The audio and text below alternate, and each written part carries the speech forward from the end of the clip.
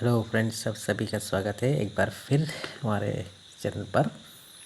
तो अभी जो चीज़ मैं आप लोगों के साथ डिस्कस करूँगा वो एक बहुत ही इम्पोर्टेंट इशू है जो फ़िलहाल जापान में घट रहा है।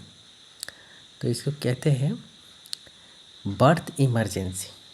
ठीक है, जो जापान में हुआ है।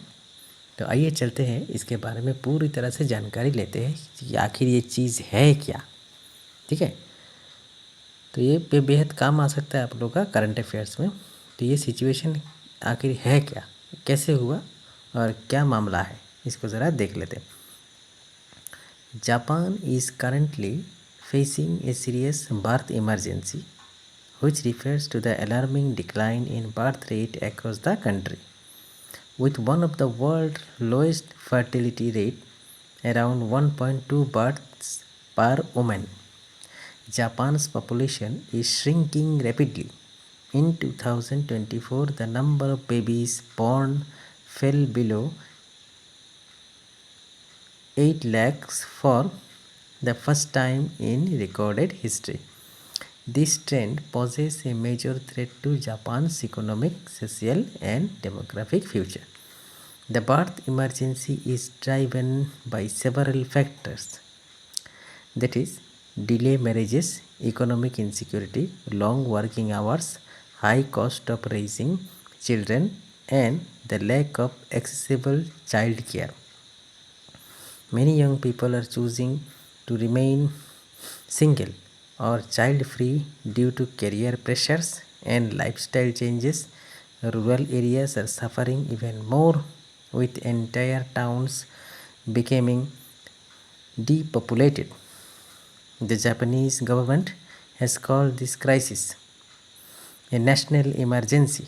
Prime Minister Kishida has announced policy measures like financial incentives, free childcare, and housing support for young families. However, the impact has been limited so far. If this trend continues, Japan will face several labor shortage, rising healthcare costs, and an aging society with too few young people to support the elderly. The birth emergency is not just demographic issue, it threatens the nation's long-term stability. तो English में तो आप लोगों को समझ में आ गया होगा कि मामला क्या है।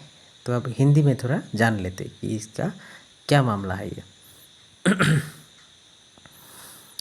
तो जापान इस समय एक गंभीर जनसंख्या आपातकाल बर्थ इमरजेंसी का सामना कर रहा है, जिसका अर्थ है कि देश में जन्म दर बहुत तेज़ी से गिर रही है। जापान की प्रजनन दर दुनिया में सबसे कम है, लगभग 1.2 प्रति महिला। 2024 में पहली बार देश में जन्म लेने वाले बच्चों की संख्या 8 लाख से भी कम रही। यह स्थिति जापान के सामाजिक, आर्थिक, जनसांख्यिकीय भविष्य के लिए एक बड़ा खतरा है।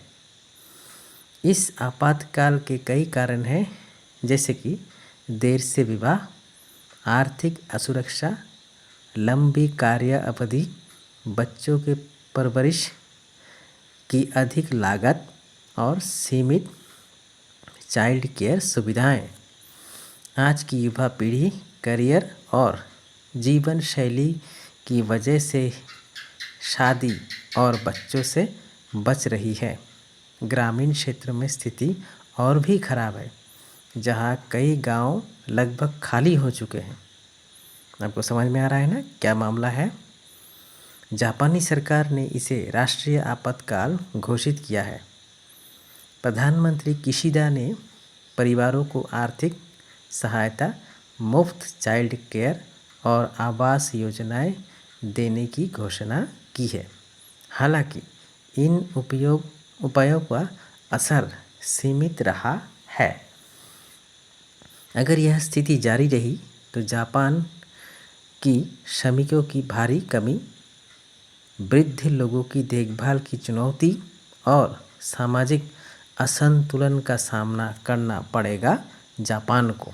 ठीक है, अगर इस तरह से बर्थ इमरजेंसी होता रहा जापान में तो क्या होगा, वृद्ध लोगों की देखभाल की चुनौती खड़ी हो जाएगी सरकार के सामने, जापानी सरकार के सामने। ठीक है, और सामाजिक असंतुलन का सामना जापान सरकार को करना पड़ेगा। यह केवल जनसंख्या संकट नहीं है, ये जो समस्या है ये जनसंख्या का संकट नहीं है, क्या है ये, बल्कि राष्ट्र की स्थिरता के लिए एक गंभीर खतरा है। तो आप लोगों ने इस चीज़ को समझा है अच्छी तरह से, आशा करता हूँ मैं कि देखिए एक चीज़ यह बहुत इम्पोर्टेंट है। देखिए यहाँ पे क्या बोला गया है, इसका कारण क्या है, और सोचिए भारत में क्या हो रहा है। ठीक है, आज की युवा पीढ़ी के करियर और जीवन शैली की वजह से शादी और बच्चों से बच रही है, जीवन शैली की वजह से। ठीक है, ग्रामीण क्षेत्र में स्थिति और भी खराब है। तो भारत में भी कुछ जापान जैसा ही हालात बनते जा रहे हैं धीरे धीरे। देखिए अगर लड़कों की शादी देर से होती है भारत में, बच्चों से वो लोग दूर रहते हैं, फैमिली प्लानिंग से वो लोग धीरे धीरे दूर होते जा रहे। इसका पहला कारण क्या है, भारत में ये धीरे धीरे होता जा रहा है। आप लोग ज़रा गौर से देखिएगा, सोचिएगा इस विषय में कि भारत में भी ऐसा कुछ होता जा रहा है धीरे धीरे। क्यों शादियाँ देर से हो रही है भारत में, सोचिएगा। एक तो है अनएम्प्लॉयमेंट प्रॉब्लम। ठीक है, नौकरियाँ नहीं मिल रही है, अनएम्प्लॉयमेंट प्रॉब्लम की वजह से क्या हो रहा है, धीरे धीरे भारत में भी कुछ जापान के जैसा हालात बनते जा रहे हैं, धीरे धीरे, बेहद धीरे धीरे बनता जा रहा है भारत में भी। ठीक है, तो इन सब चीज़ों से हमें बचने के उपाय खोजने चाहिए ताकि देश की स्थिति जो है, राष्ट्र की स्थिति जो है वो हमारे लिए ख़तरा ना बने। तो आशा करता हूँ आप सभी को समझ में आया होगा कि बर्थ इमरजेंसी क्या है जो जापान में हुआ है। Thank you.